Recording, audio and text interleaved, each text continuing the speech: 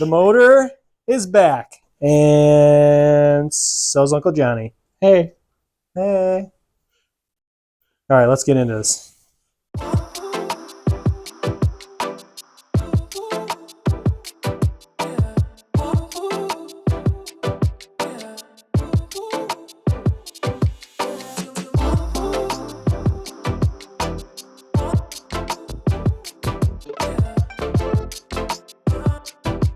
So, big day.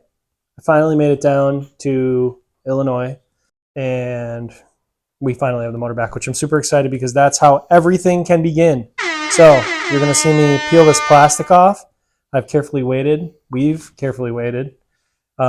patiently waited. Getting it out of the car was real bad. It's raining. It's raining a lot. So I'm going to give this a little, I'm going to slice it on the side, because there's really nothing over here. Wow. Is there maybe an ASMR we can do here? All right, let's get this bad bee undressed right here. Actually, it's like totally stock, but whatever. Cylinders look real nice, though. Yeah.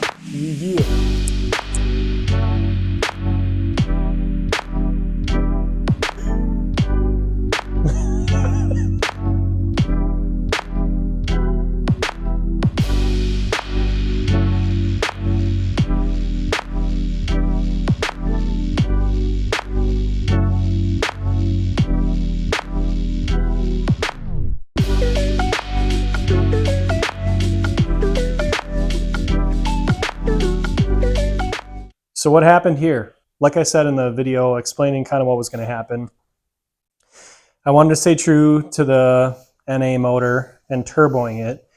So I kind of kept things simple. I suspected that there was an issue with the rings because we put oil ATF in the cylinders and compression increased. So that was kind of my sign that something needed to be done.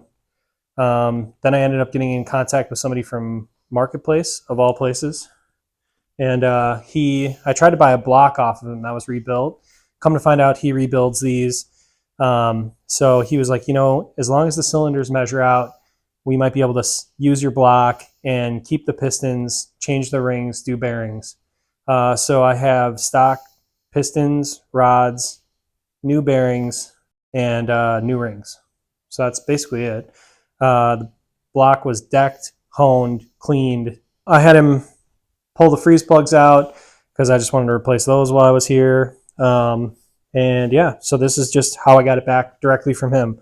It was only about an hour and 10 minutes from my house, so I cruised down there this evening and picked it up and obviously wanted to see what it looked like. So I'm loving the way this looks. It's got a nice coat of oil here, which I'm liking too. But yeah, now this can actually progress. I've got tons of stuff for all of this.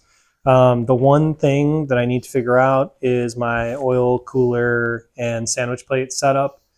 I think I have an option on that, but I'll go over that with you guys and let you know. I'm just going to make hard lines for everything. Yeah, John's going to do like fancy show car boy stuff. But I'm going to try to resist that however I can. So far, we're treating it as new, fresh, refreshed bottom end. And this we can hopefully use to see, what these pistons, what these rods and everything can do. I've got the non-VVTi bottom end here entirely that we're going to slap the VVTi head onto. And I'm going to take you through all of that. So yeah, I don't know. Just wanted to show you what it looked like and the general plan. And then now we're going to start. John says I should paint it.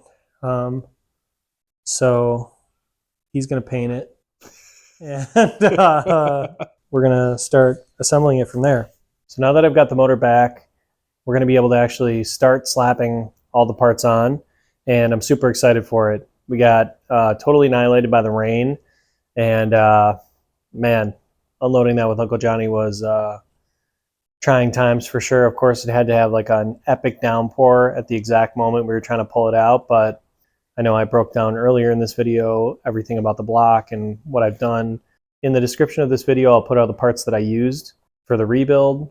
I'll have details on that. Otherwise, keep following along, and we're going to get this motor right there in that car right there. So thanks for watching.